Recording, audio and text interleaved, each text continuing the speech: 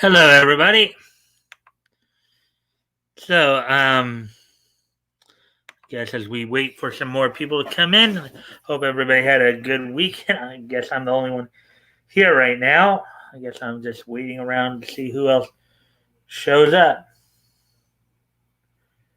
I like to make myself believe that planet Earth turns slowly. Hard to stay awake when we're ripping at the seams. I fall asleep. Let's see now. Oh, we have one other person just popped in. Hello. As I said, we're just waiting to more people to show up here. How are you doing tonight? Hopefully everything's going well. Looks like you're going to lurk, I guess. Would be nice to have you at least say hi so I know who it is, but if you want to lurk, that's perfectly fine too. Leto! Hey, Leto! I'm not here. Oh boy, you and your funny titles. Just before I started, I was just happened to see your more recent funny title there. What was it? I'm doing fine. Let's see. Oh yeah, Cyberpunk will fix it so you don't have accidental sex with the wrong characters. Okay, that sounds interesting. Caught sight of that just before I got started. How's it going? Well, all right. Same old, same old. Just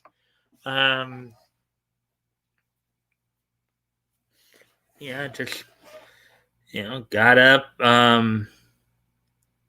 You know, went. Got up kind of after I took my shower, watched some TV, then went up to grab some lunch, and then back home. So just we just wait for a few more people to show up.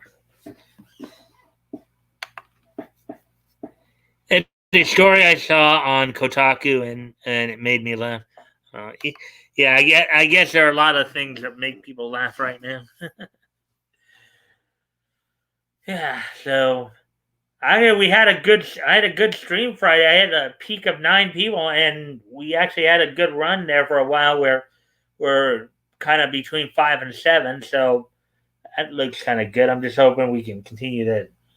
Albeit, I just found out that I'm now back down to 124 subscribers. So I was up to 129 and went down to like 128 and then 125. Now it's back down to 124. So I have 3 people in here now.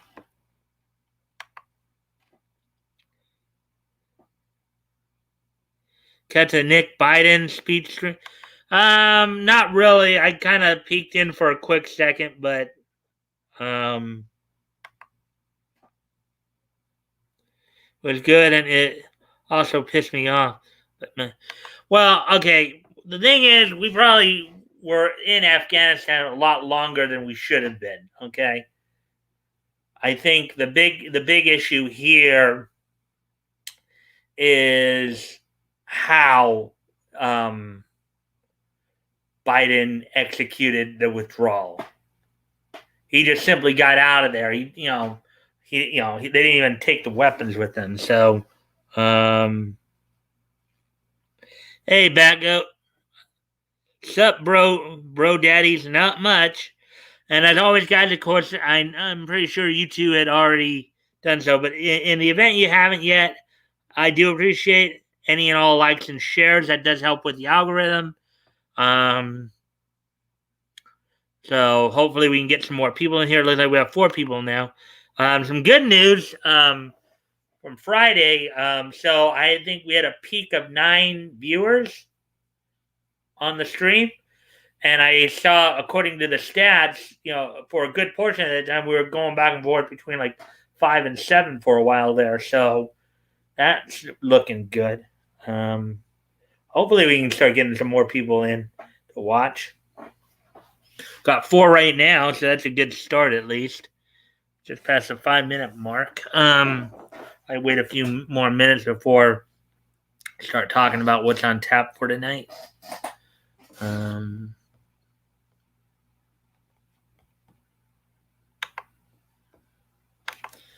I like to make myself believe that planet Earth turns slowly. Hard to stay awake.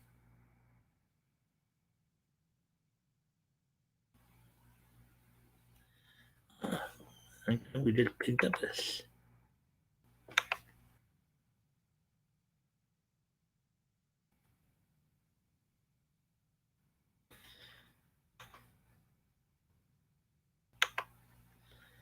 All right. Let me see here.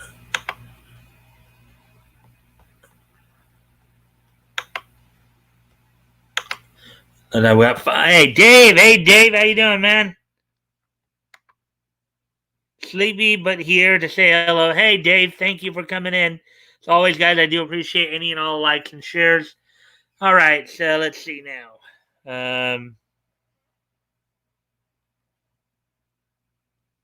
Then Backo said, "Yo, Dave Leto. Just mad that we're taking in refugees defeats the purpose of telling Mexicans to don't come when you're bringing them from another side of the." That's true, and that's what a lot of people are criticizing Leto. Leto says, "Hey, Dave."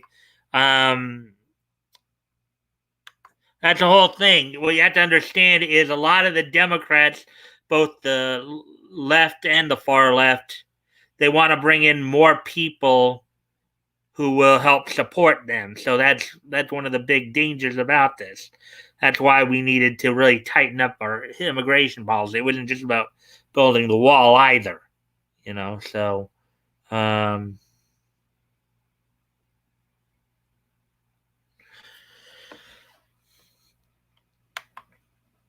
that is kind of hypocritical. Yep, it is, Bat Goat. You're right there. Okay, so we got 6 people in. We're coming up on the 8-minute mark. So, and I know we had quite a bit of a day news wise in terms of the whole Afghanistan withdrawal and stuff. But let's focus on something a little bit brighter. So initially I had 5 stories, but now it looks like I got 6 because there was just one added. All these stories are coming from Bounding into Comics.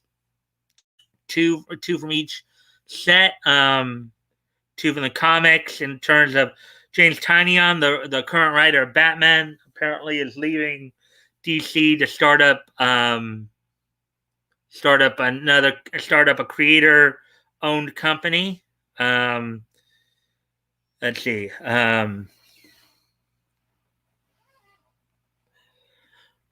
Also, Chuck Dixon. Let's see. Well, here I'll kind of go through these. And from the comic section includes James Tynion the Fourth ditching Batman to create creator-owned comics for Substack. Batman writer Chuck Dixon reveals how and why he weaponized the Dark Knight's cape. Also, let's see. Princess Connect regarding Dive Season 2 gets new trailer and key art. We'll be looking at that. This story was just added. I just saw this just pop up just like now. Western My Hero Academia live action film lands veteran manga adaptation director Shinsuke Sato. And then also on the television front, going back a couple of days to a couple of stories that were out a few days ago, including Chloe Bennett exiting the CW's live action Powerpuff Girls series and Warner Brothers Superman the complete animated series Blu-ray and digital box set, and I guess that's a release. So that's basically what's on that. So we actually did get the 6 stories tonight. Let's see now. So I'm down with the 40,000 Earth future at this point. Not bad, right, Mike? Okay. Let's shake this off. Powerpuff and already falling apart. Powerful Girls already falling apart. So wow, we got up to 7 there. Okay. So as I said, guys, I do appreciate any and all likes and shares, as you guys can help me out with that. That'd be appreciated. Let's get into this. So here we go. Here's the share screen here. Got 6 stories that we'll be covering tonight.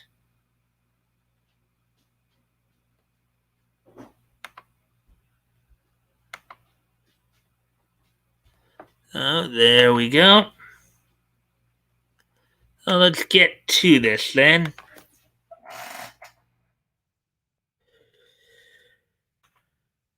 All right, so here's the first article we're going to read here.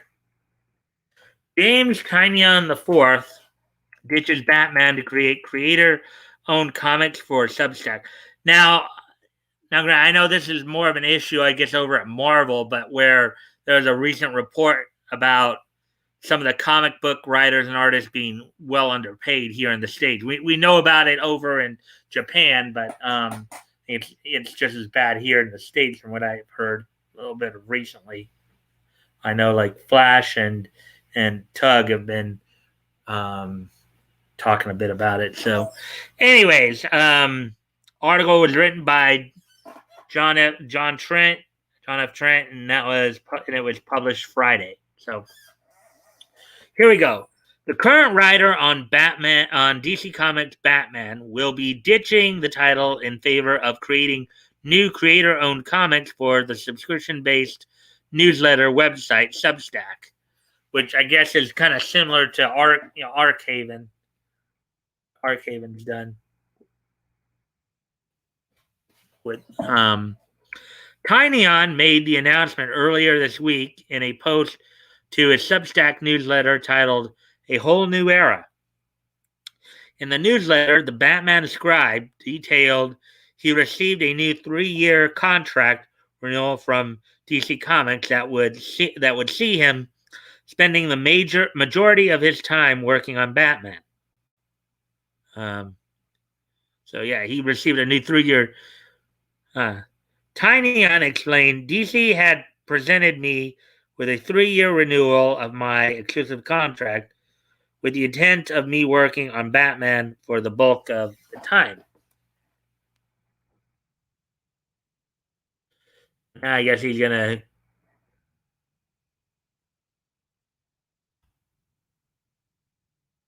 However, at the same time, he was also offered another contract from Substack, one he describes as the best I've ever been given in a decade as a professional comic book writer.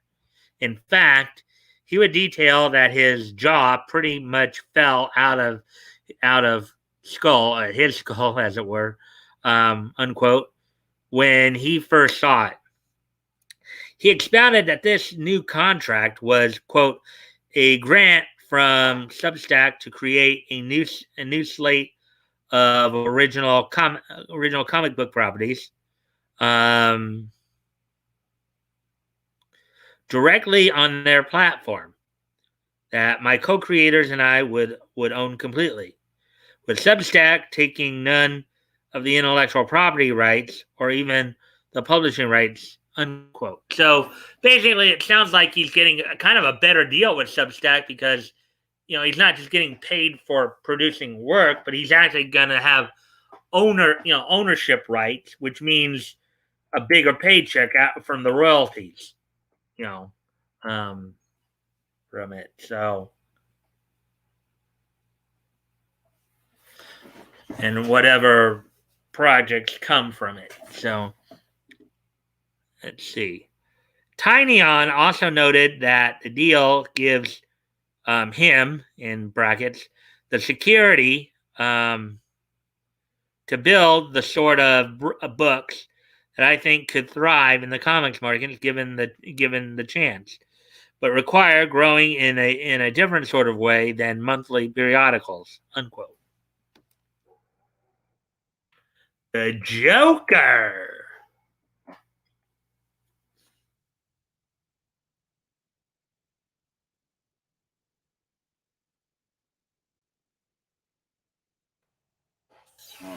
Tynion chose the deal with Substack and proceeded to announce that his time on Batman books would end with Batman number 117 in November and the Joker number 14 in April. He also clearly stated that he has, quote, no immediate plans to write any other superhero comics in the near future. So I wonder what he's going to write for Substack then if it's not superhero. Guess we'll have to wait and see. The deal effectively makes Tynion a publisher through his Tiny Onion Studios company, which was launched last year and published his horror magazine Razorblade. So maybe he's going to focus more on horror than horror writing. Let's see if you guys are saying anything of interest thus far. Poopy Butt Films has joined us again. Tiffany Grant, German. No, I think she is American, Poopy Butt. She just has and then Leto says hello, Poopy. She just has a knack for being able to voice German characters. Is Whitney Rodgers done it? I've seen that credit a couple of times. What's your favorite organ? Mine is the stomach. Okay, let's see now. People need to eat food. I get it, Tiny Onion. Hey, everyone. Hey, May. Thank you for coming in. As always, I do appreciate any and all likes and shares. That does help with the algorithm. Get more people in here. Hey, May. How are you, buddy? And Dave Octong. Hey, May. So now we're back up to 5 people watching, so that's good. Yeah. Hopefully we can get more people in here to watch. So let me get back to the article here. As for the types of comics he plans to write and publish for Substack, he detailed, quote, there is a whole range of nonfiction comics about fascinating subjects that haven't gotten a spotlight in comic book form, and I want the power to do something when I sit back and have the thought, in little quotes, this comic book should exist. Should exist.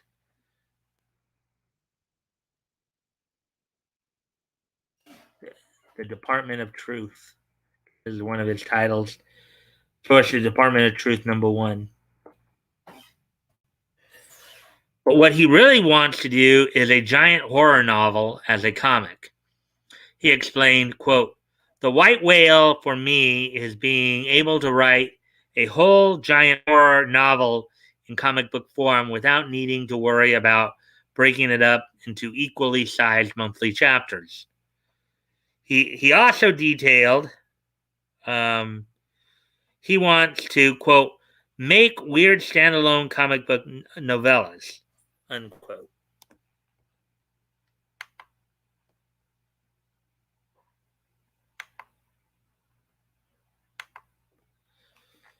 Let's see. Not only does he want to take on these comics by himself, but he also has plans to bring in other creatives to help him. Quote, beyond what I'm capable of writing, I want to hire young creators I'm excited about to help me develop some new projects outside of a system I've seen break as many creators as I've seen it make, unquote. So it sounds like this guy's really trying to help particularly younger creators. That sounds commendable a bit.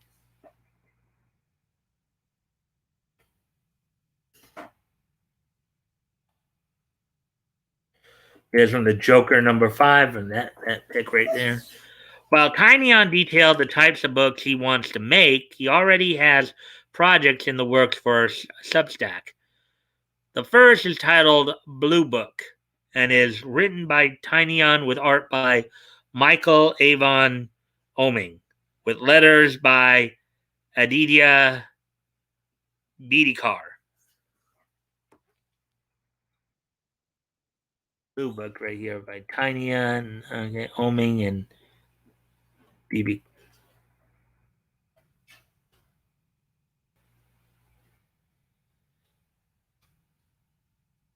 Interesting visual there.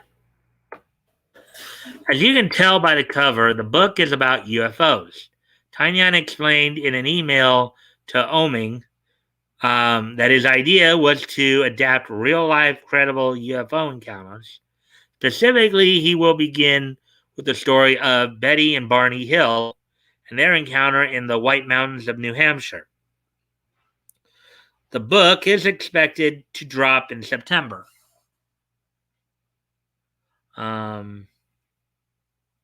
He has 4 other projects in the cooler, which he didn't provide any details but described them as Operation Zoo Book, coming out in October, I guess. Operation Top Lock, Q4 2021, quarter number 4. Operation Nightmare, quarter number 1, 2022. And Operation Dial Up, summer of 2022. Here's a Joker War comic that he wrote.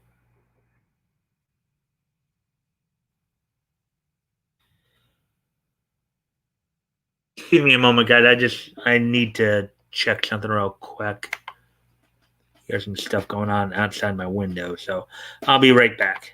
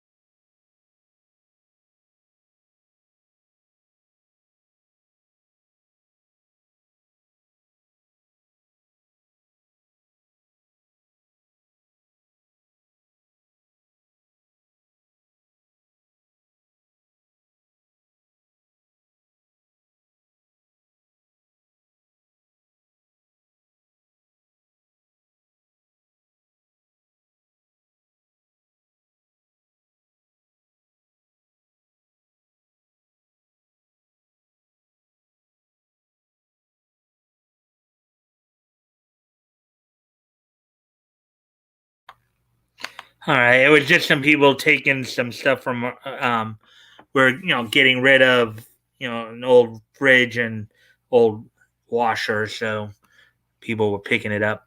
That's what was the noise outside. So, anyways, let's see what we got here. Hooligans are messing up his garnet. No, that's not what it is. Hooligan vampires.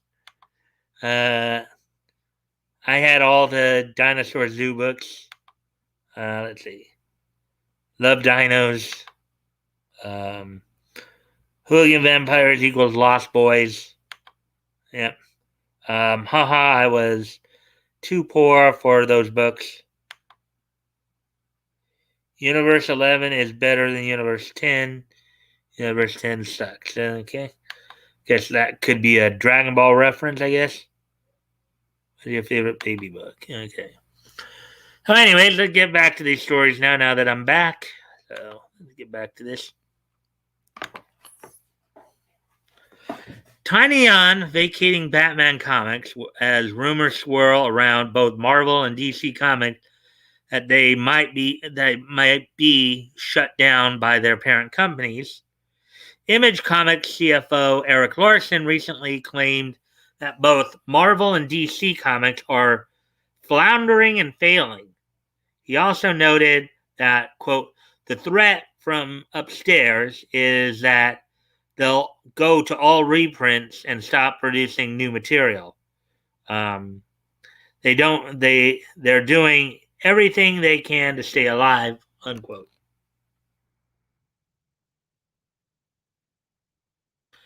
Not only are there rumors that they might be shut down, but the idea that the companies are floundering is given credence by the fact that they get trounced by their Japanese competitors every single month, as reported by NPD Bookscan and Yellow Flash and Tug and a few other people. We've been seeing that quite a bit of late. The last time a DC comic title was in the NPD Bookscan's top 20 adult graphic novels sales list was November 2020. So let's see, that's like 9 months ago, I believe.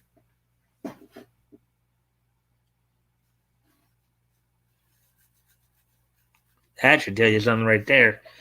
With the Batman Three Jokers hardcover, you have to go even further back to find a Marvel comics book. Marvel's Star Wars: The Rise of Kylo Ren made the list back in August 2020. So that was a year ago. Marvel hasn't been in their top 20 adult graphic novels list in like a year. For DC, it's been 9 months. And here's the stuff that's dominating it now. Chainsaw Man.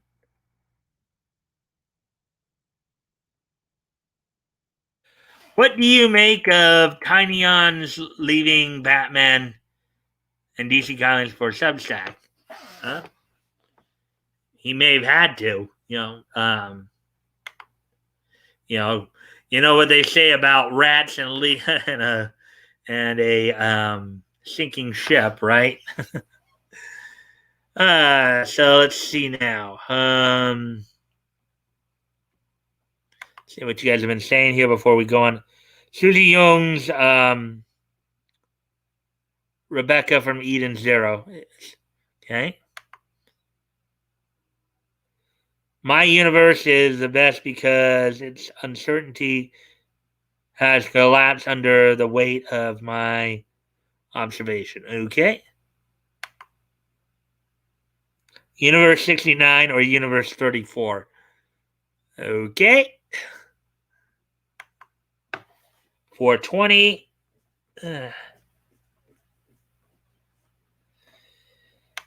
Universe 420 noise. Let's see now. Susie Young is Rebecca Blue Garden in Eden Zero. Okay. Trizane JB McClowney 5 times fast. It's a tongue twister. I'm sure it is. Say it. No, thank you. Rather get back to the.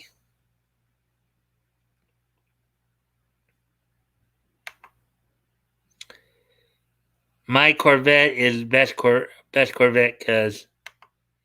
Yeah, well, I've mentioned that before. Somebody asked me that last week. I said that, yes, I do have a list there, Void Ranger. Somebody asked me about that last week, and I explained. So, anyways, let's get ready to move on to the next article here. This will be the second and last comics article we'll be reading tonight. Batman writer Chuck Dixon reveals how and why he weaponized the Dark Knight's cape. Article by J.B. Augustine, published actually earlier today. So here we go. Capes on superheroes seem excessive, at times almost like they lack purpose. But DC has tried to give them a practical application over the years, particularly with Batman's signature black accessory. And I've also seen, there have been times I've seen Batman use his cape, and I remember when growing up watching Super Friends, Batman would at times use his cape. I remember there was one episode where they dipped his cape in some kind of material that allowed it to reflect beams from it. If like a monster or whatever would shoot beams at it, instead of hitting Batman directly, it would like reflect off of his cape usually. But anyways, the best example is of this attempt to turn Batman's cape into a gadget is Chris. And considering how big Batman's cape at times is too, he's used it as almost like a glider too. That's also been kind of a common use for it too. It's used in Christopher Nolan's Dark Knight trilogy, where it grants the hero the ability to glide for short distances, which I just mentioned. But, I think he's used that in some cartoons too, where it looks like he's gliding with it. In the 68th edition of his Ask Chuck Dixon vlog, famed Bat comic writer Chuck Dixon explained his contribution to this concept by detailing the various ways he tried to weaponize Batman's cape, as well as some of his other accessories. At the top of the episode, Dixon says he weaponized Batman's stuff wherever possible, to answer some lingering logic questions, such as how the Batman could be left unattended wherever the Dark Knight happened to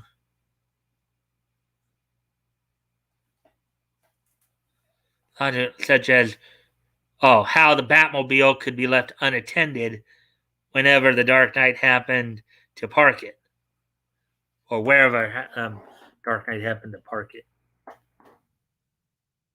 Well, it's kind of funny because I've been watching Batman the animated series, and one of the episodes I recently watched on that, as I was watching that on my Tsunami block. Like in that Kanan, he apparently has some kind of little remote control that he just hits a button and and all of a sudden the cab gets another layer of armor over it. All four wheels, there's some kind of steel implements that are kind of steel coverings that just automatically come onto it. So, yeah.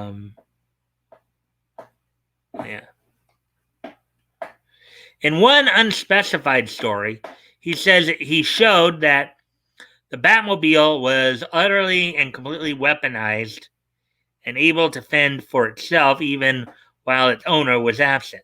Tim Burton did much the same in his movies by giving Batman's famous ride a layer of armor that no one could penetrate, which translated into the cartoon of the 90s, the DCAU. It was pretty much the same thing that I just described. Though in Batman Returns, Penguin figured out a way to hack the onboard computer to disable it. This was the only crack in said armor any villain found throughout most of the Cape Crusader's cinematic career or cinematic history. Because in Batman Returns, 1992, Warner Brothers.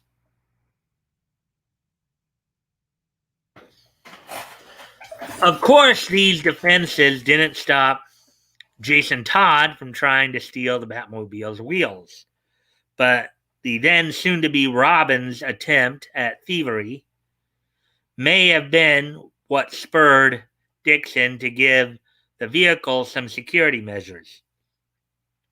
Moving on to the cape itself, Dixon explained that its combat capabilities, particularly its force when attacking and its form,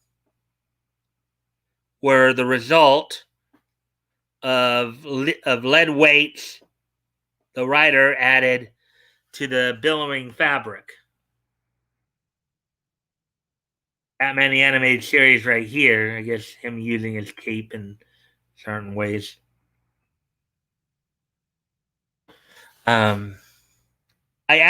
Quote, I added some features such as lead weights in the bottom ends of the cape, he said, unquote, unquote. Then, quote, not only did it let it drape well, but also, if necessary, Batman could swing the cape as a flail.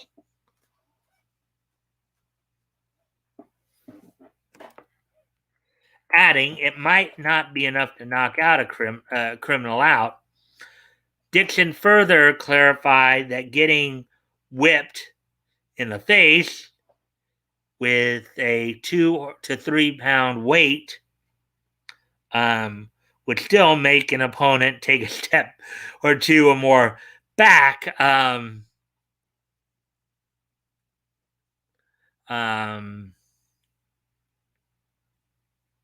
During a fight. Yeah, I mean, think about it. You're at the gym and you're using what, the 2.5 pound weights, right? 2.5 pound dumbbells, right?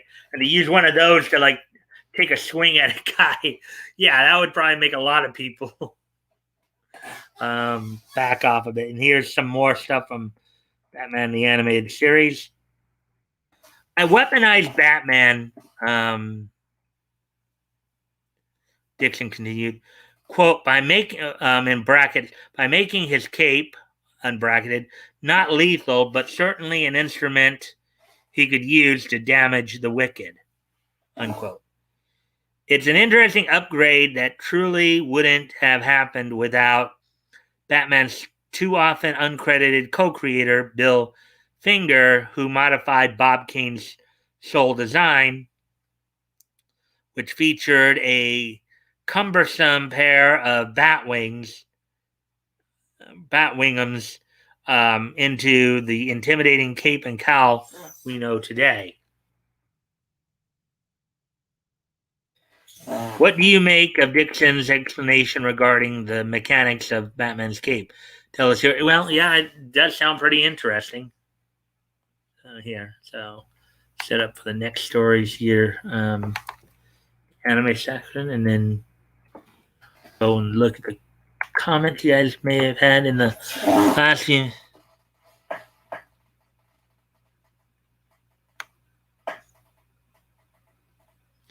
All right, so here we go.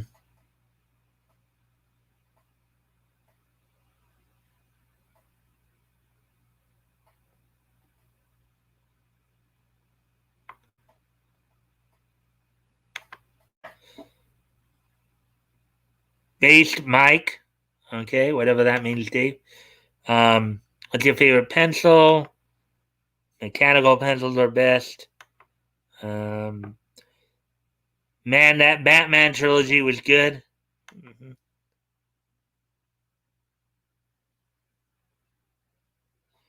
I'd say I'm so glad I bought that DVD set.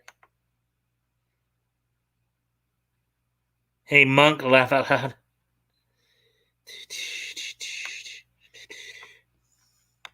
See, I think that's one of the reasons I like the anime Big O so much. Had so much Batman TAS feel to it with color and stuff. Well, yeah, well, I can see your point there. Yeah, I think the artwork for the animation and artwork for Big O was pretty cool. Um, hey, Solid, welcome to the stream, man. And then he says, "Hello, Leto. I watched your pop cult video on Cyberpunk 2077. Thanks, buddy. How do you like it or hate it?" Laugh out loud. I saw the article on Kotaku and it made me laugh. Batman is a cheater. Cheater from here. Laugh out loud. Let's see. It would be like getting slapped with a shrimling. Okay? Shrimping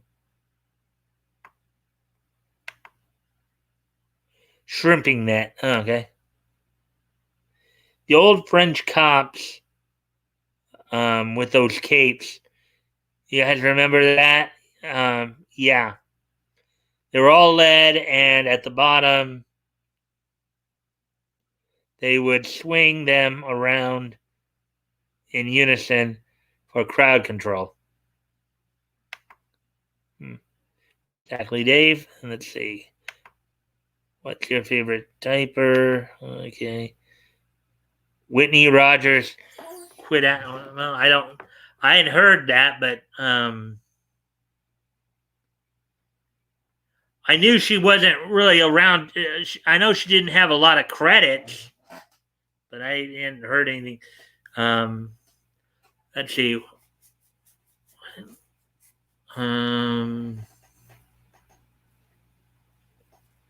I can't even remember what.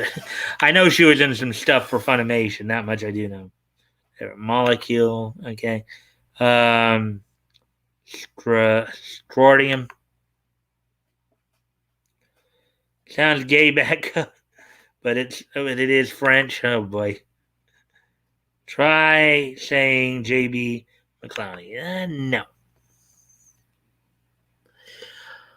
All right. So anyway, let's get to the next. So now we're getting into the anime portion of the coverage with this first one. Princess Connect regarding Dive Season 2 gets new trailer and key art. Written by John F. Trent, published this past Friday.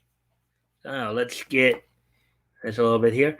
A new trailer and key art was released for the second season of Cygame Pictures' Princess Connect regarding Dive Season 2. Take a look at the trailer, and then you can probably find it on YouTube, where apparently it's linked to. Alongside the new trailer, they also released a new key art poster featuring members of the Gourmet Edifice Guild Kokoro, Kiaru, and Pecorine.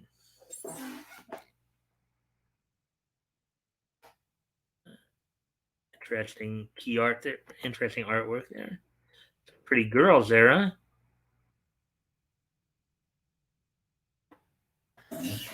They also announced that the second season will air sometime in January 2022. That probably is, over in Japan. I don't know if that's as okay. In a follow-up update, they confirmed the cast. Yeah. Oh, so it's over in Japan because these are all the Seiryu. Mao Ichimichi will voice Pecorine. Kokoro will be voiced by Miku Ito. And Kiruya, or Carol, is voiced by Rika Tachibana. Atsushi Abe voices Yuki. The series is directed by Takaomi Kanasaki and Yasuo Iwamoto.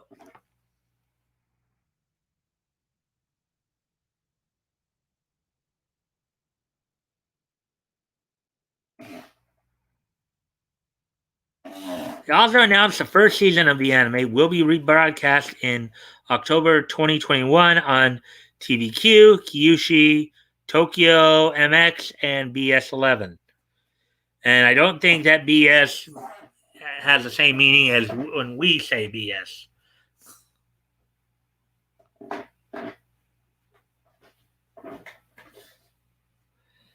The first season is currently available to stream on Crunchyroll.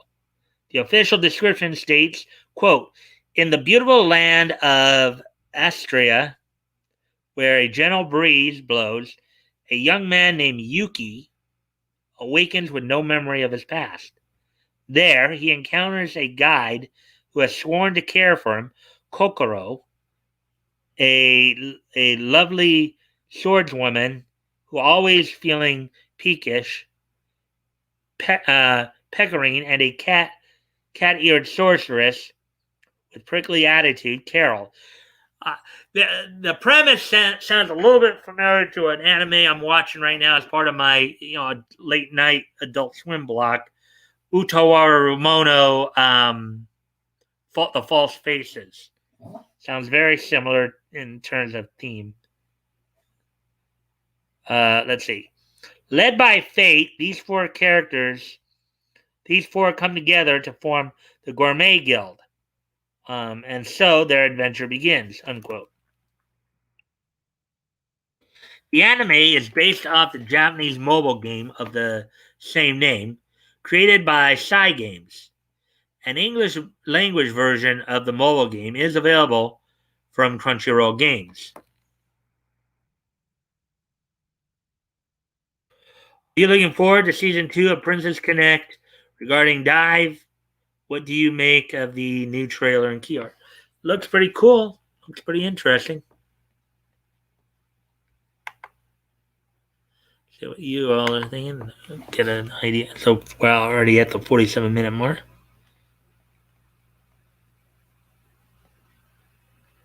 So now.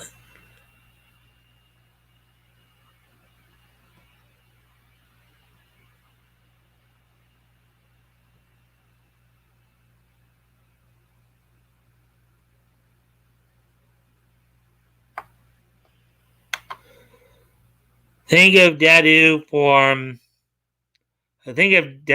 from the Inspector on.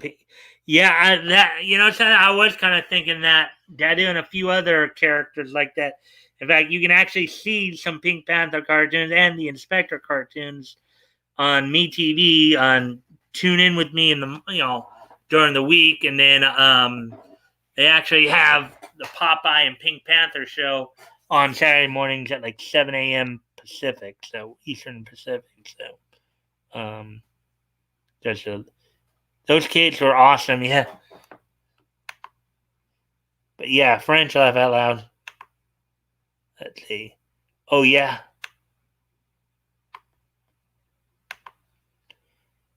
Did Mallory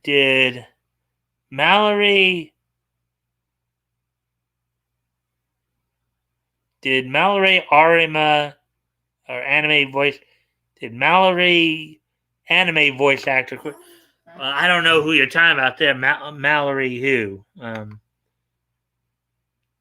Always wondered why they had that crap on it. I just thought they liked looking at cigarettes. Everyone discusses lead-lined capes as Dave considers his bath curtains with a little weight.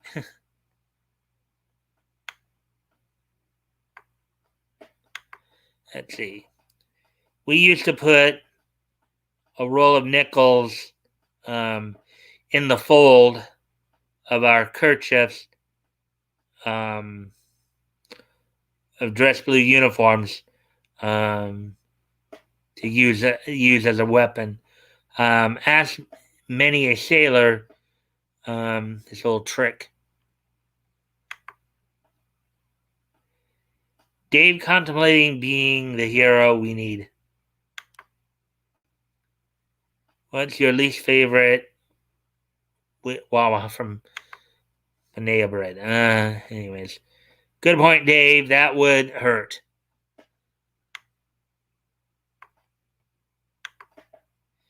You in Southern California?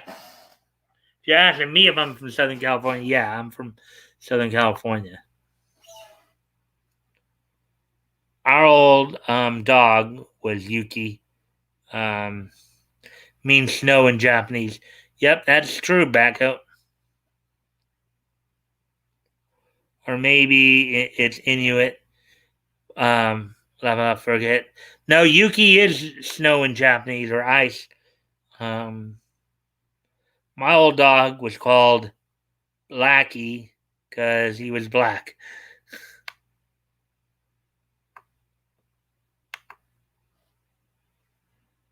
Was the dog into cocaine? What's your middle name? Anyways, no, but was just a good dog. American Eskimos, big white cotton ball. Um, that can be a question for Leto or Bat.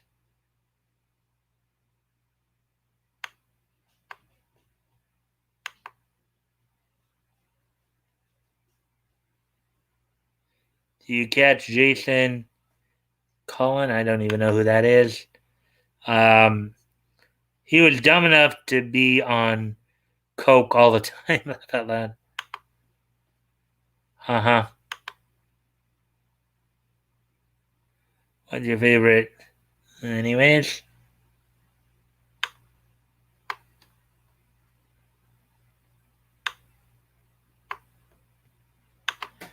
Let's see now. Cops can buy lead-lined knuckle gloves. You can't. Bacon was a local. Okay. What is your opinion of that Gelth Walker person? I don't have any issues with Gelth Walker. I've heard he may have some issues, some medical issues that he's going through, but I don't have anything against him.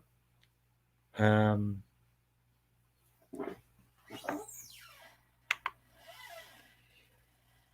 Walker from Nick Stream and Tug. He's also on Tug Stream. He's actually Mallory Rodock quit.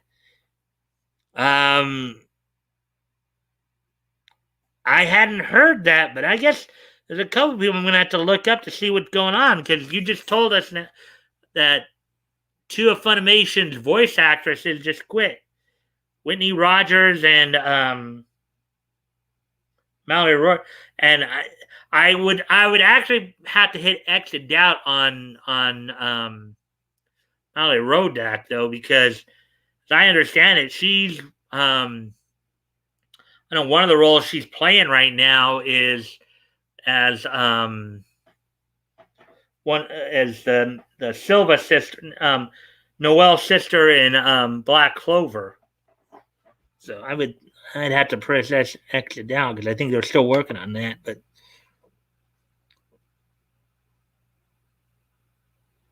made Marjorie Kyler's book. Yes.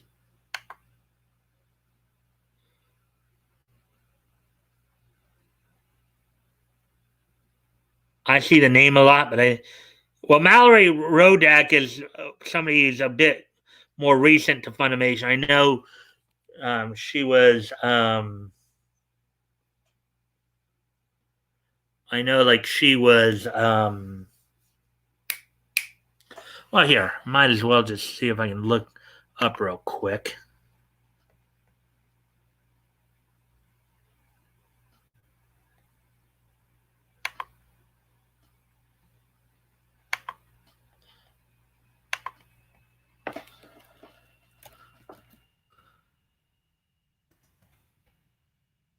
All right.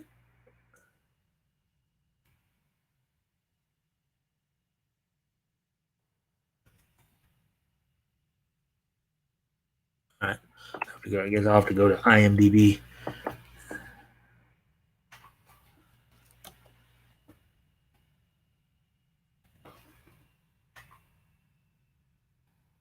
See if there's any.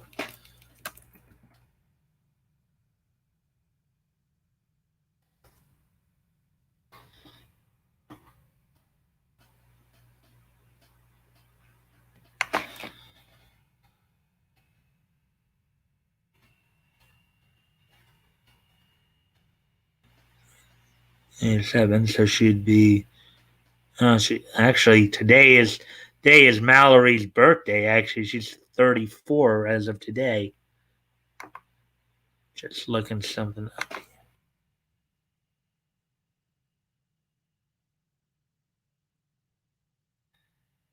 All right, there's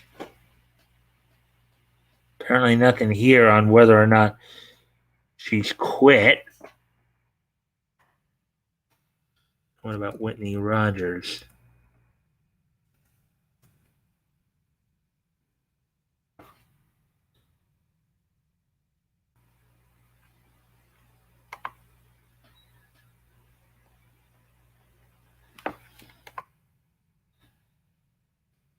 Born night, so she's like 30 years old.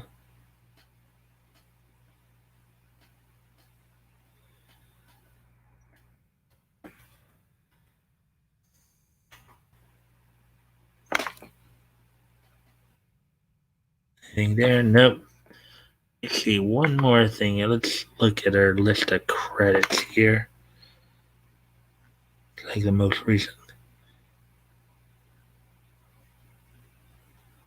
I'll probably have to look that up a little bit more too, because if they just recently quit, then that wouldn't necessarily be reflected in the, like they just made the announcement today. But again, I had to kind of put a little bit of doubt on that. Oh, actually, let me go back there. Could maybe.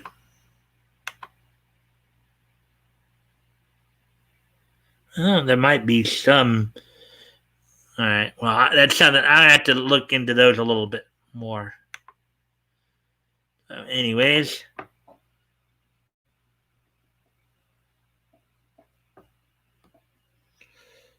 there's a lot of stuff here. So let's see what's going on here.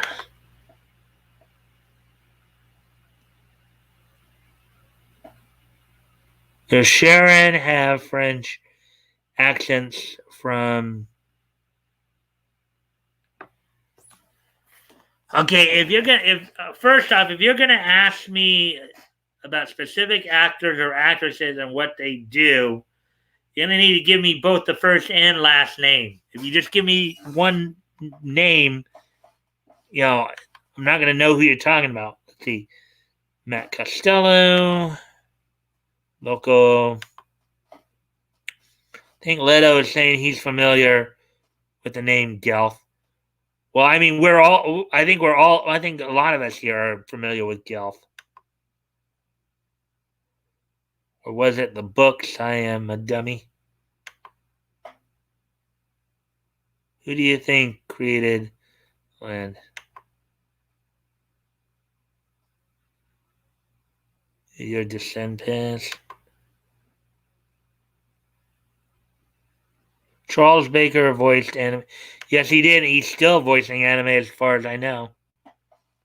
So, anyways, let's get back to the articles. Okay, we just read that one. Let's move on to the next article here.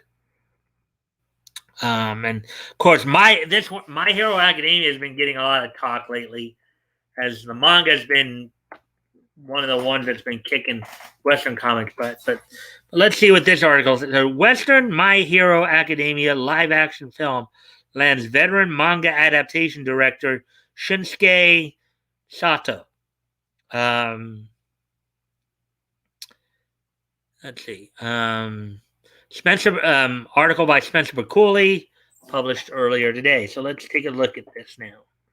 Hollywood is moving forward with their attempt to achieve the plus ultra mentality, as Legendary Entertainment has announced that their previously announced adaptation of Kohei Horikoshi's massively popular manga, My Hero Academia, has officially found its director. There you go, right there.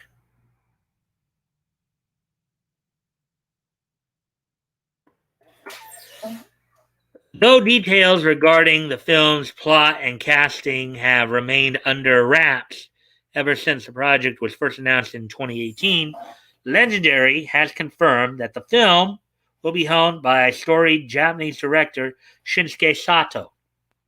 Best known for having directed a myriad of live action manga adaptations for Japanese audiences, including such series as I Am a Hero, Inuyashiki, Kingdom, Gantz, and Death Note. My Hero Academia will mark Sato's official English language debut.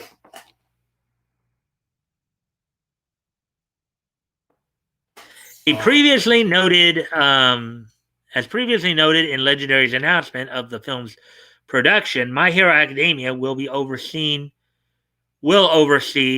by producers Alex Garcia Krampus and Jay Ashenfelter, Godzilla vs. Kong, alongside Shueisha, whose company publishes Shonen Jump, the manga where My Hero Academia appears, Representative Ryosuke Yoritomi. While the film will be distributed by Legendary in most markets, Legendary, pun slightly intended, production company Toho will handle the film's release within Japan.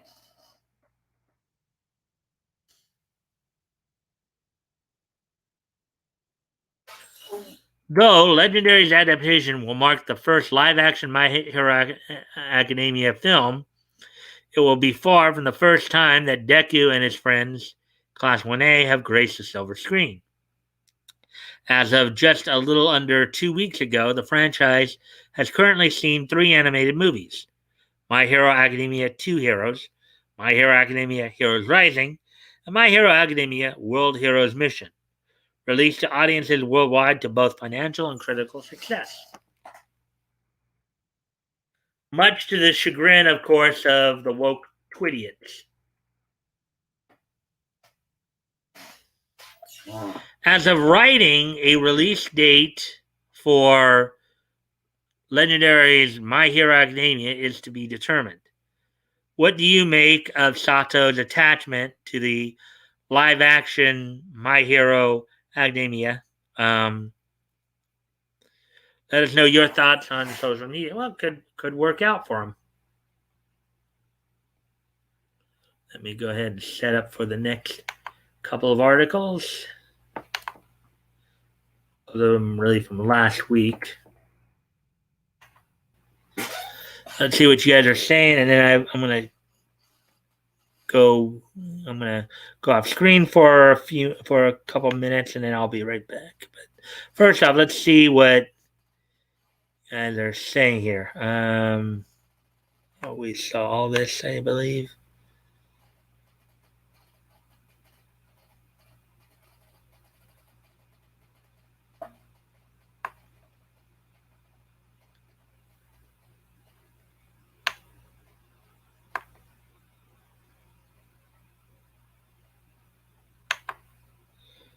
Hey, what do you think? Okay. All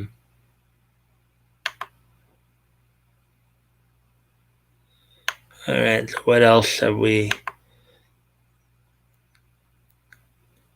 It's pronounced Destin Pass. All right, I'm back. Hey, May, welcome back. What's up again, man? Welcome back, May. Thanks.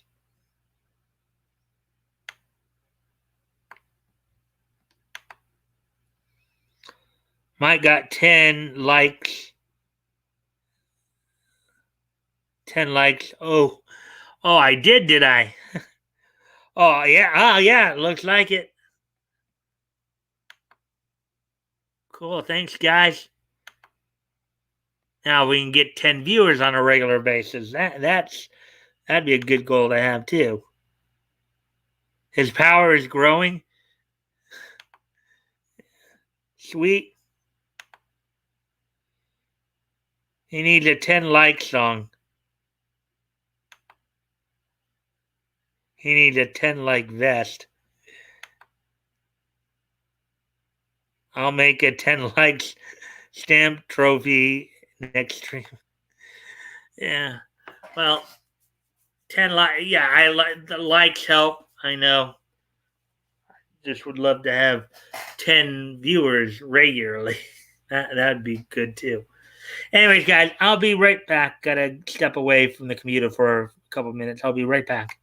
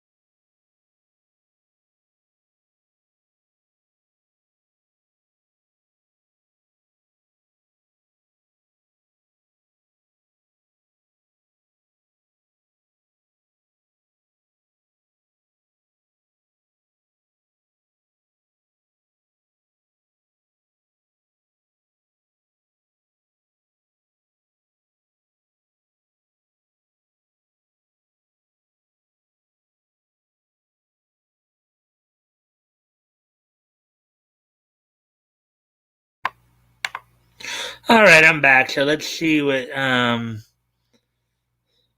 you guys. Woot woot. Let's see. One of those maybe an alt account for padding, maybe.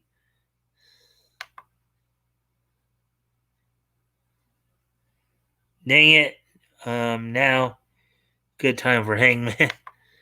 I got a comment today saying I was a hate-filled misogynist.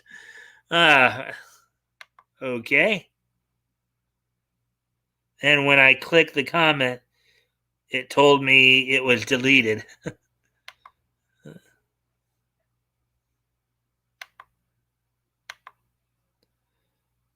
No, really. And SJW has paid attention to you. I'm so proud. Congrats. You're on your way. Yeah, they deleted it before I could respond. Laugh out loud. Yeah, they like to smack you in the face and then run away. That's kind of a very interesting approach to things.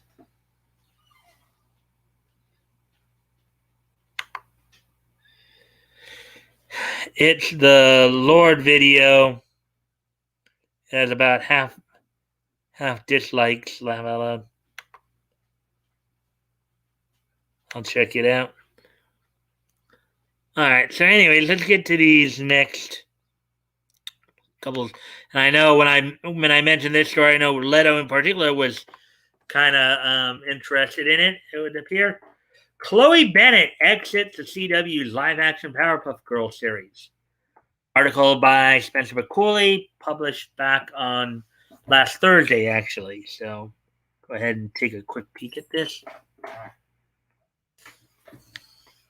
After audiences universally panned the alleged leaked script for the pilot, and it was taken, quote, back to the drawing board, unquote, by the network, the CW's live action Powerpuff Girls series has now suffered yet another massive blow, as it has been announced that one of its lead actresses, Chloe Bennett, has exited the series. So, man, maybe people are telling you people something, like maybe pushing the whole woke BS or pushing agendas is not going to sell.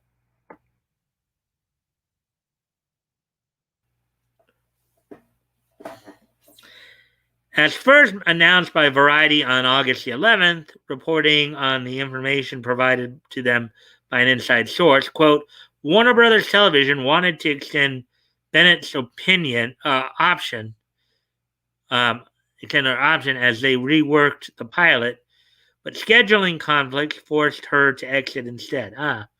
Okay, so she had some other work she was doing, it looked like. In the wake of her departure, casting for a new Blossom will begin in the fall.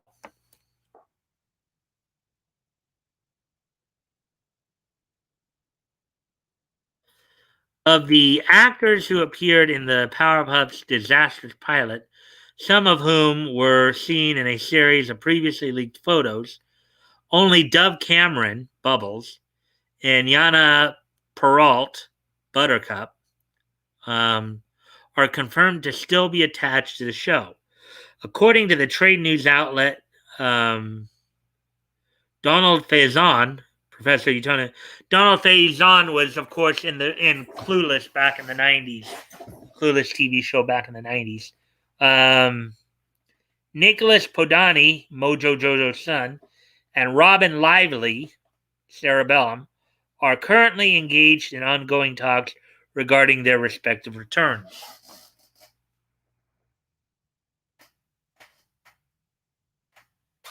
Written by Diablo Cody,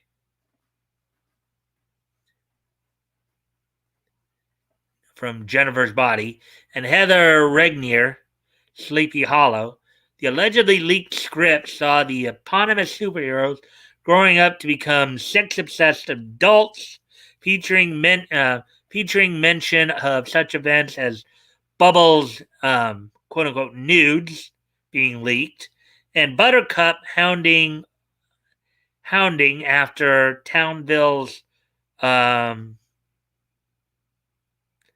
quote-unquote bi-curious townies.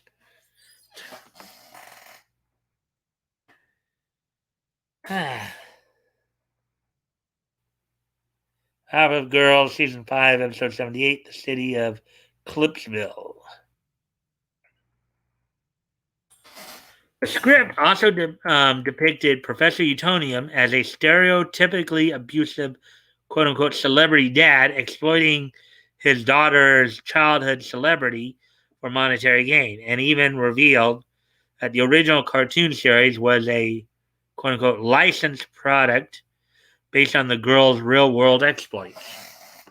Which is anything further from the truth if you ever saw the Powerpuff Girls. As noted above, Powerpuff is currently being reworked, as according to the CW CEO Mark Pedovitz, the production team felt that, quote, it might have felt a little too campy, unquote. No. The reason it got panned is because you were trying to push an agenda on a cartoon that was very beloved for the fact that it was very sweet and innocent.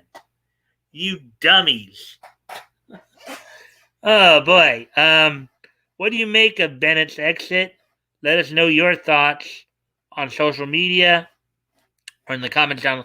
It could really just start a snowball effect where the show just flutters and dies at this point. They really were trying to use the Powerpuff Girls to try to push agendas, and it just blew up in their face. And Chloe may have seen that, and decided to kind of part ways.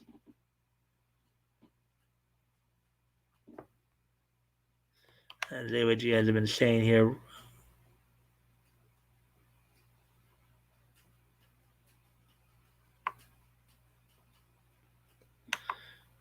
Even NASCAR will stop by to help out. uh, she's smart. She's smart for bolting. Uh, I haven't gotten comments on my channel for the longest while.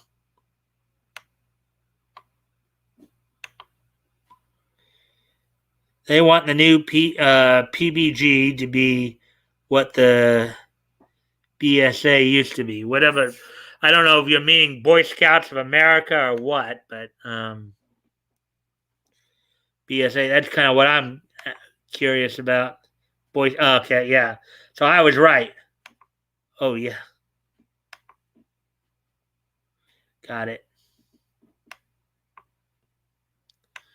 Miss Bellin. Nods in agreement.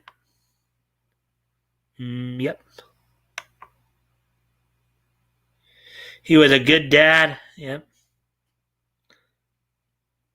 Wait, why is Mojo Jojo have a human son? I don't know. I wasn't paying a whole lot of attention to more crap. Yep. It's wonderful to see all the failure in entertainment.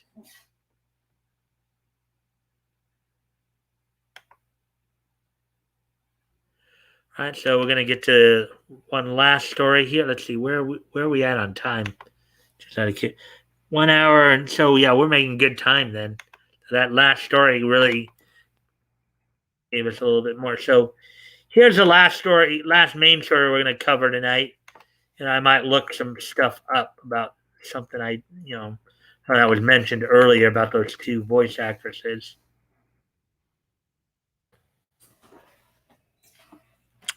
Warner Brothers announces Superman: The Complete Animated Series, Blu-ray and digital box set. Article by John F. Trent, published this past Thursday. All right, Warner Brothers Home Entertainment and DC Comics announced that they will release a fully remastered Blu-ray box set to celebrate 25th anniversary of Superman the Animated Series, which did come out in 1996. So, with Tim Daly providing the voice of Superman in that series, Dana Delaney voicing Lois Lane, George Zunza voicing Perry White, and then David Kaufman voicing Jimmy Olsen in there, with Clancy Brown as Lex Luthor, among others. So,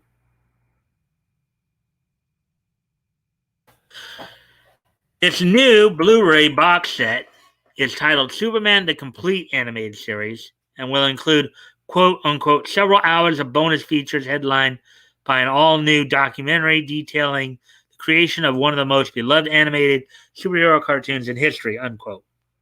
Warner Brothers revealed in a press release that all 54 episodes of the animated series, quote, have been remastered from their original 35mm interpositive sources, giving special attention to extensive color correction, dirt and scratch cleanup, and adding a grain reduction pass to create a pristine picture, all while making sure not to affect the original lines in the artwork of the animation. They add, quote, the audio was retransferred from the original audio masters, and the series is presented in the original aspect ratio 4:3. As for the bonuses, the box set includes, there are 6 featurettes, 3 audio commentaries, and 1 video commentary. First, Warner Brothers detailed it will include a new featurette made specifically for this box set titled Superman Timeless Icon. The description for the featurette reads, quote, an all-new bonus feature produced specifically for the remastered Blu-ray release of Superman the Animated Series reveals the complicated journey of the show and those who created the new mythology for the Man of Steel, as told by producers Bruce Timm and Paul Dini, director Dan Reba, writer Bob Goodman, casting dialogue director Andrea Romano, and Tim Daly and Clancy Brown, the heralded voices of Superman and Lex Luthor. Respect. Now, I don't know why this happened, but when Justice League and Justice League Unlimited came out, they apparently ended up having to replace Tim Daly with George Newbern. I don't know why that happened, but just another little side note there. It will include another featurette titled A Little Piece of Trivia. The featurette will reveal the series' connection to Telly Savalas and is described as a, quote, brain teaser, unquote, that will, quote, entertain every Superman animated series fan, unquote. The third featurette is Superman Learning to Fly. Warner Brothers says, quote, get into the minds of the creative team behind Superman the Animated Series as they detail the birth of the animated version of Superman and his incredible worlds. Featured speakers include producers Paul Dini, Bruce Timm, and Alan Burnett, art director, producer Glenn Murakami, and directors Dan Reba and James Tucker. Building the mythology. Superman's supporting cast is the fourth featurette. Superman's supporting it is the fourth featurette. This one showcases the characters around Superman, including Lois Lane, Jimmy Olsen, Perry White, Maggie Sawyer, Lana Lang, and Mom Pa Kent. The featurette features commentary from Paul Dini, Bruce Timm, Alan Burnett, art director and producer Glenn Murakami, and directors Dan Reba and James Tucker. There's a classic scene from the opening there of Clark looking over Jimmy's shoulder. The fifth featurette is Menaces of Metropolis, Behind the Villains of Superman. This feature focuses on the show's villains. The official description reads, quote, your hero is only as good as the villains around him, and Superman, the animated series, has a rogues gallery of top-grade baddies, including traditional opponents like Luthor, Brainiac, Bizarro, Metallo, Mr. Mix Yes Bitlick, Toyman, and Parasite, as well as new villains created for the series like Livewire and Luminous. Producers Bruce Timm and Alan Burnett, and Paul Dini, directors James Tucker and Dan Reba, and casting dialogue director Andrew Romano give us a tour of the villains. The last featurette is the despot Darkseid, a villain worthy of Superman. The official description states, quote, Darkseid takes center stage in the examination of one of Man of Steel's most vicious adversaries, plus other Fourth World characters that appear in Superman the Animated Series. The featurette includes producers Paul Dini, Bruce Timm, and Alan Burnett, art director and producer Glenn Murakami, writers Rich Fogel and Stan Berkowitz, director James Tucker and Charles Hatfield, Department of English, Cal State, Northridge.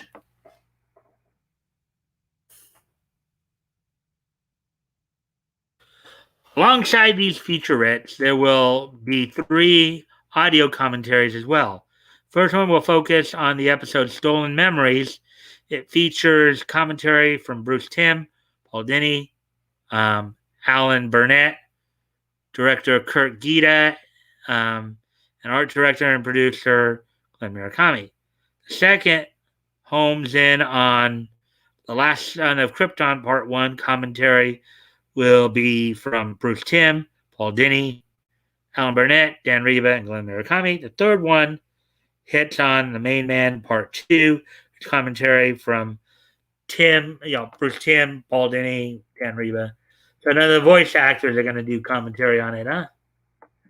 Finally, there will also be video commentary on Mix Ya Pixelated, with commentary from Tim, Denny, and Reba, with moderation from Jason Hillhouse. New Blu-ray box set will be available to purchase on October 12, 2021. It will retail for $69.99 in the United States. It will feature English, Spanish, and French language. Also be English subtitles as well. The complete runtime is 1,141 minutes. Do you plan on grabbing Superman the Bleeded series, Blu-ray and digital box set? Probably not, because I don't have that kind of money to spend. But anyway, so there we go. That's all of the main stories tonight with those hour 26. So we're coming up on an hour and a half here.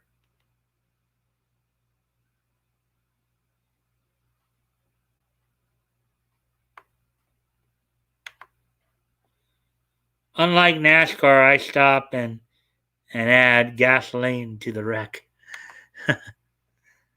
That looks awesome. A complete box set of Superman the Animated Series. Yep. Laugh out loud. Yeah, this is opening box set.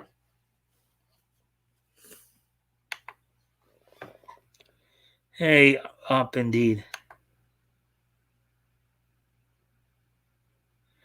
I need a box set like this for Batman Beyond with the Return of the Joker movie.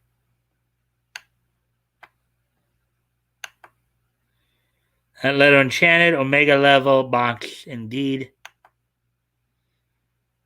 I like the contrast both series to how in Metropolis it's always bright and sunny. Explains the dark skin of some characters and people in Gotham looking pale as ever. Always liked how they drew the girls in Superman the Animated Series and Batman. Like if Japanese wanted to copy American style cartoons, I think they would draw that style. Actually, as I've been watching Batman the Animated Series, Leto, I've also been looking up, the notes and trivia from IMDb, and apparently on some of those on a lot of those episodes, particularly the earlier episodes of Batman the Animated Series, they actually got some Korean artists to draw on some of the earlier parts of it.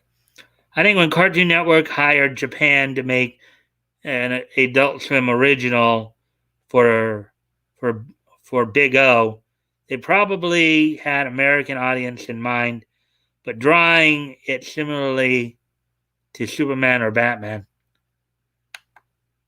Maybe.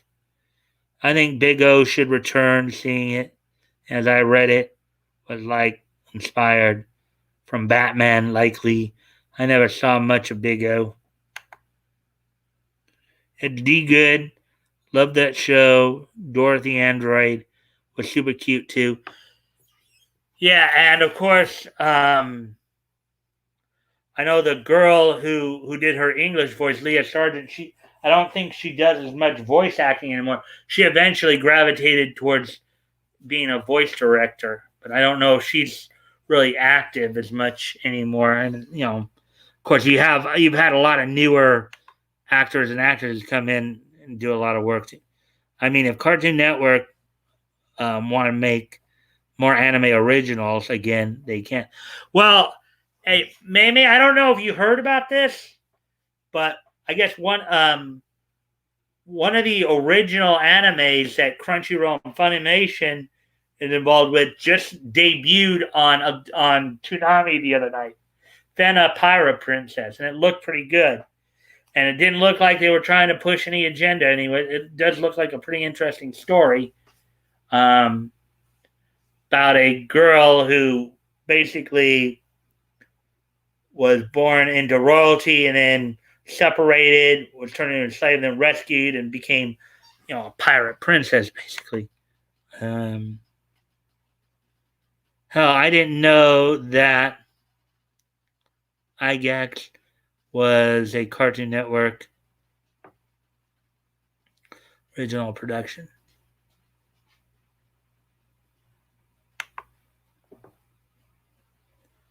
IGPX. Yeah. All right. So let's see. We're at an hour 30. I'm going to try something here before I close this other.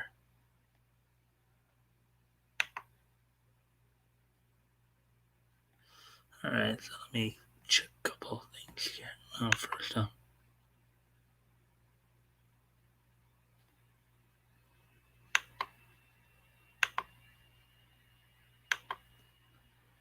All right. So just going to try to check a couple of things here. Let's see. First off, let's look at Whitney Rodgers.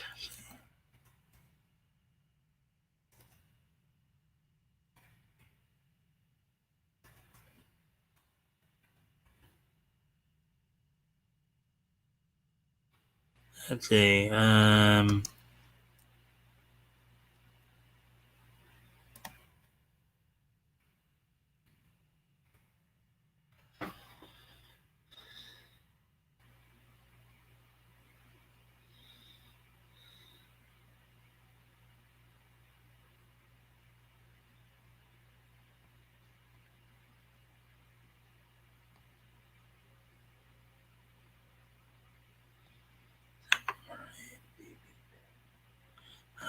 Bill Rodgers.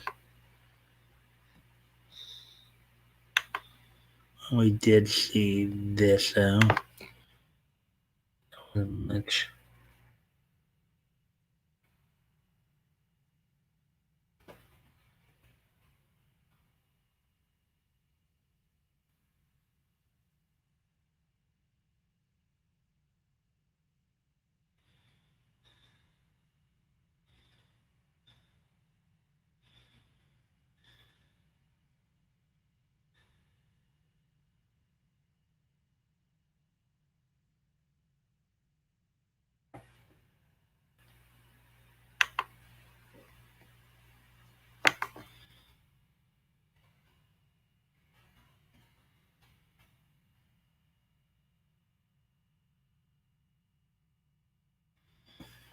All right, maybe this might have something.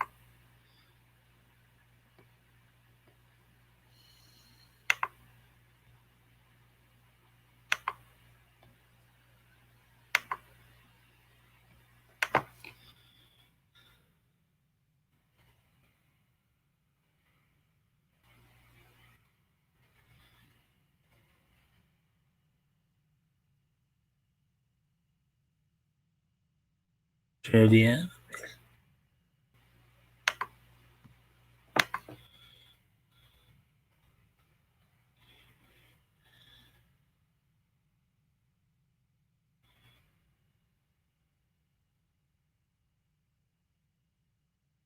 Nothing here that would indicate Mallory Rodak.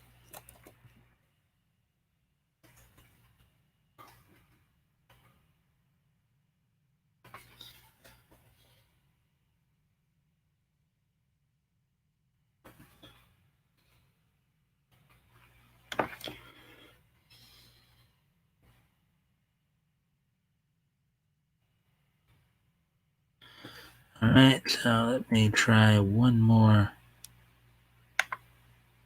All right. Anyway, yeah. I'm just looking some stuff up, guys. Just trying to see if I could try to see if I can find a way to confirm or.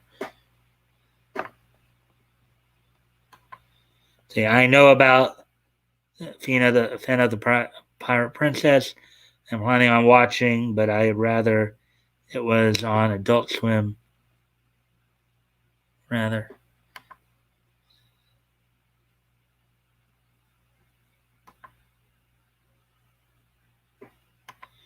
All right. Well, anyways, let's just try a little bit more here, and then because actually we're at an hour 35, so we may need to start wrapping up soon, anyways. But I want to Just try one more thing here.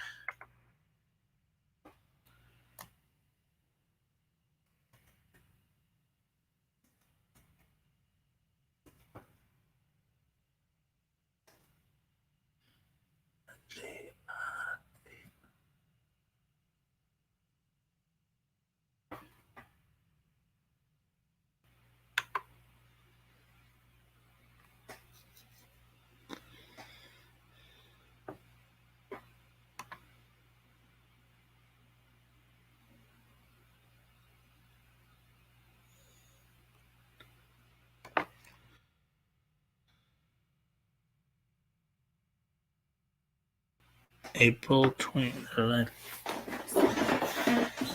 Let's see now.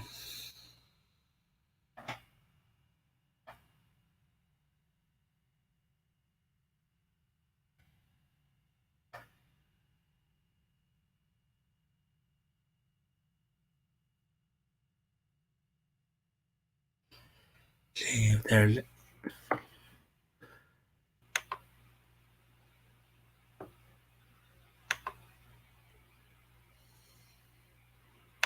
Well, let's see if.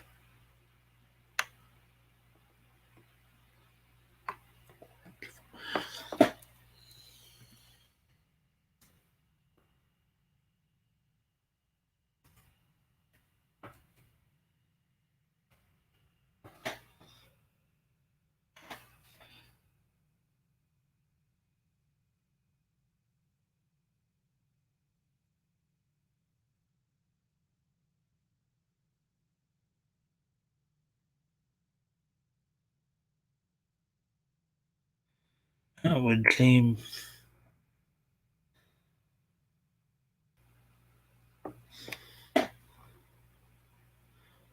And what about Mallory Rodak?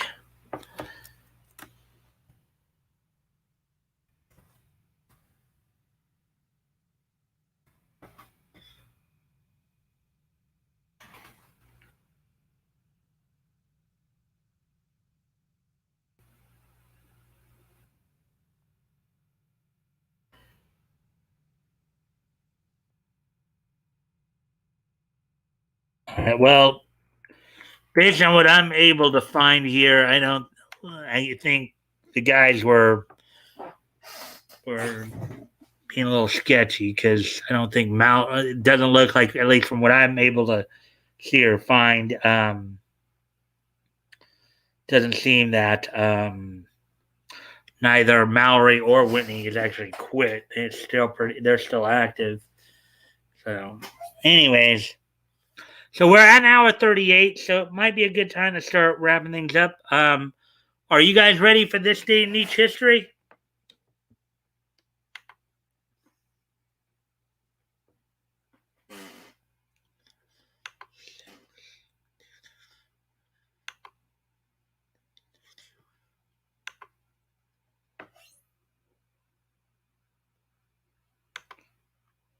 All right, Nietzsche it. Hey, Woody, we haven't heard from you all night. Nietzsche it up. Yeah, according to the counter, only one. Well, it's got to be more than one person because I know we got more than one person, but the counter's being screwy there. All right, so without any further ado, we're going. I wasn't there. I missed most of it. Nietzsche, go great Nietzsche King. Hey, Woody. All right. So, anyways, let's go ahead and not any further ado. Let's today being Monday, August the 16th, 2021. Let's go ahead and take a look back at this day in Nietzsche history.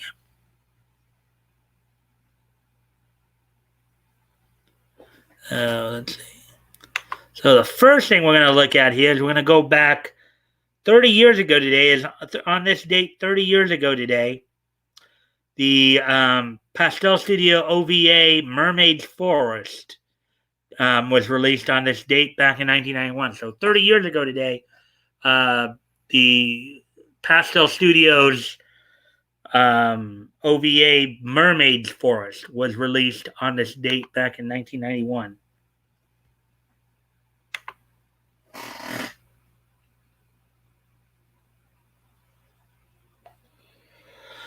Anyway, so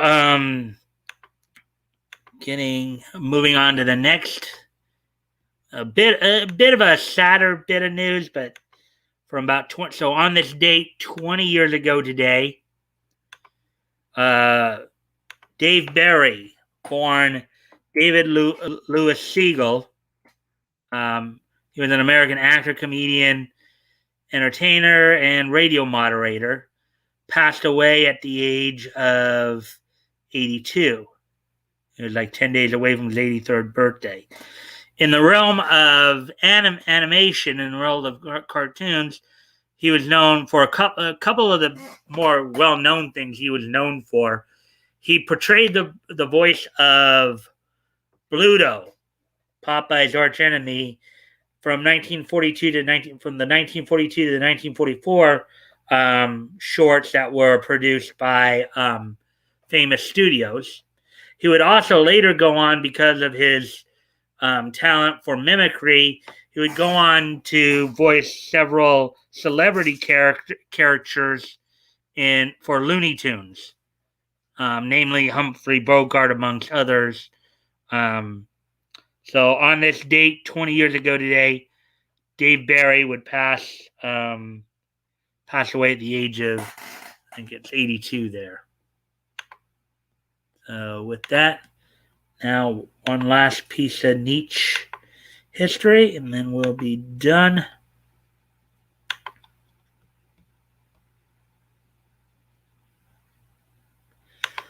On this date, 15 years ago today, 2006,